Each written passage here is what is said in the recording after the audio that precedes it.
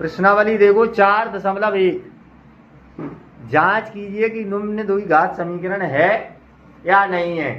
यानी अपने को जांच करके ये बताना है, जांच करके बताना है कि द्विघात समीकरण है क्या नहीं है। ठीक है, आप द्विघात समीकरण की पहचान अभी हाल मैंने एक वीडियो आपके लिए अपलोड की है 4 पार्ट की, जो विस्तारित डिटेल दी है उसमें। तो अपन ने अभी हाल लिखा था ax² + bx + c = 0 का होता है द्विघात समीकरण होता है। इसमें अपन ने एक कंडीशन भी अभी हाल पढ़ी है कि a बराबर नहीं होना चाहिए 0, यानी a की वैल्यू 0 होगा कि द्विघात समीकरण कैसे कहलाएगा। तो इसमें देखिए पहला सवाल लिखा हुआ है, पहले सवाल को देख लीजिए। पहला सवाल लिखा है आपका x + k 1 का स्क्वायर बराबर 2 × x - 3, x - 3। ठीक है, अब अपन इसको चेक करते हैं द्विघात समीकरण है क्या नहीं है। ऐसे में तो अपने कुछ समझ में नहीं आ रहा, कहीं दो घातें चली दिख रही हैं, नहीं दिख रही हैं। तो देखो बेटा, इसके हल करने का तरीका क्या होता है। सबसे पहले इसमें लगाएंगे a धन b का होल स्क्वायर।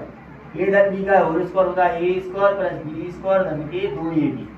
Clear concept. इस वाले फॉर्मूले में मान धरना है इसका, a की वैल्यू है x² b की वैल्यू है 1 का वर्ग 2ab 2 × x × 1 बराबर 2 का गुणा इसमें करेंगे तो 2x - के 2 दिया से। ठीक है, इसको अलग पैटर्न, इन 2 का गुणा होना है इन दोनों स्टेप में, और इसमें एक सूत्र लग गया तो उस सूत्र में मान धरना है। जब इसे हल करेंगे तभी पता चलेगा द्विघात है कि नहीं है। x² ये धन का 1 आ जाएगा, यहाँ से धन की 2x हो जाएंगे, बराबर में 2x है माइनस के 6। इस चीज को जानते हो, ये कट जाएंगी। क्यों? क्योंकि बराबर के इस साइड और उस साइड एक जैसे चिन्ह हो, अगर पक्षांतर करेंगे तो माइनस का हो जाएगा, तो इसलिए कटना तो जरूरी है। यानी कि घटना है, 0 बचेगा, इसलिए काट दिया मैंने। ये धन के लिखे थे, ये धन के लिखे थे, अगर इस साइड लाते तो ये कट जाते। अब जो बचा उसे लिख दो। क्या बचा? x² 6 के लिए जहाँ साइड लाएंगे, एक तो है ही धन के 6 बराबर 0 कितने होगा x² धन 7। अब मुझे ये बताओ द्विघात दिखा रही क्या नहीं दिखा रही। आपको ने केवल काय की वैल्यू से मतलब है, a बराबर 0 नहीं होने चाहिए, b बराबर 0 चलेगा, c बराबर 0 चलेगा। b का मान नहीं आ रहा, ना आने तो c का तो आ रहा है। तो ये कैसा समीकरण है? द्विघात समीकरण है। कैसा है? द्विघात है क्या नहीं है? देखो आंसर में क्या लिखा है, द्विघात समीकरण है। बेटा कंडीशन समझ में आ जाएगी तो आपको हर समझ में आ जाएगा कि हाँ द्विघात है।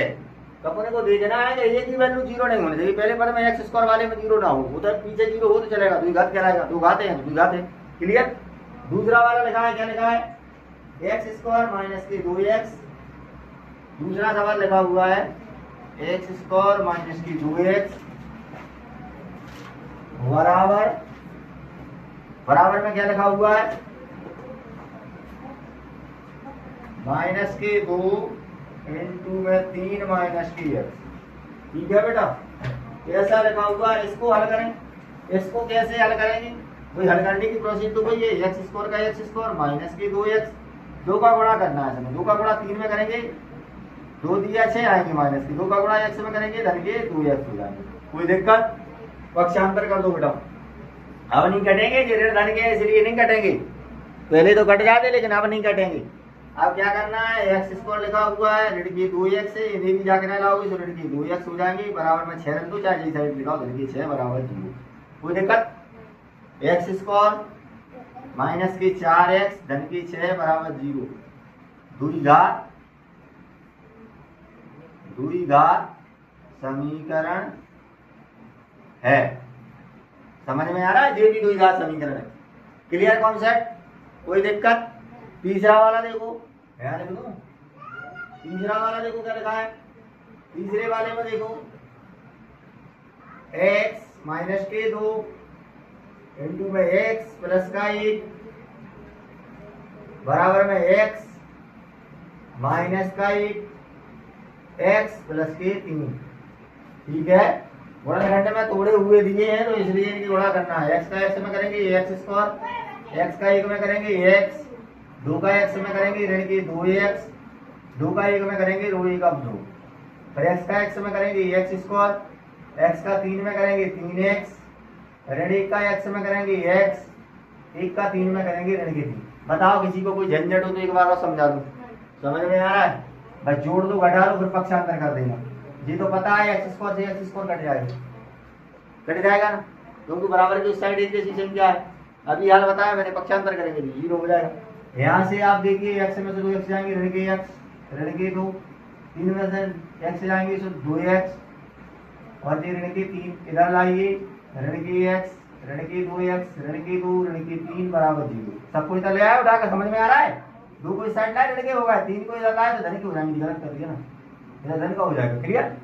अब यहाँ से कर लो, ये हो जाएंगे ऋण के 3 एक्स और ये 3 में से 2 जाएंगे धन का 1 बचेगा बराबर 0। क्या आपके लिए ए का मान दिख रहा है? जी तो भैया बी वाला है, इसमें बी वाली वैल्यू आ रही है, ए की वैल्यू आ ही नहीं रही। तो ये कैसा है? द्विघात नहीं है, द्विघात समीकरण नहीं है। चौथा वाला देखो क्या लिखा हुआ है, चौथा वाला सवाल पूरी घड़ी बंद हो गया। चौथा सवाल लिखा हुआ है x माइनस के 3, 2x प्लस का 1 बराबर में x इंटू में x धन की 5। कोई दिक्कत? यहाँ से बोल देखिए, इधर से फिर x का गुणा इसमें करेंगे तो हो जाएंगे 2x स्क्वायर, x का गुणा 1 में, x फिर 3 का गुणा 2 में, 2 दिया 6, 3 का गुणा 1 में, 3 एकम 3, x का गुणा x में, x स्क्वायर, x का गुणा 5 में, 5x।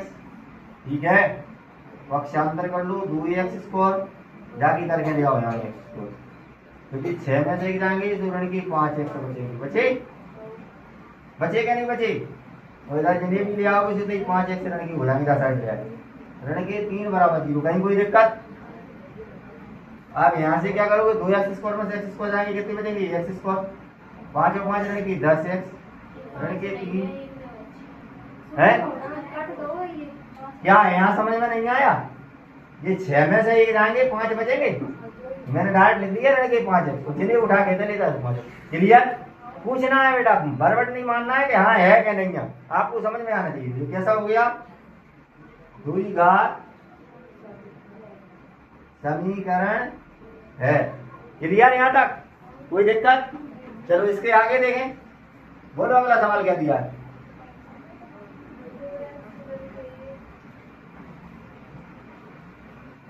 दो एक्स माइनस 1 घंटा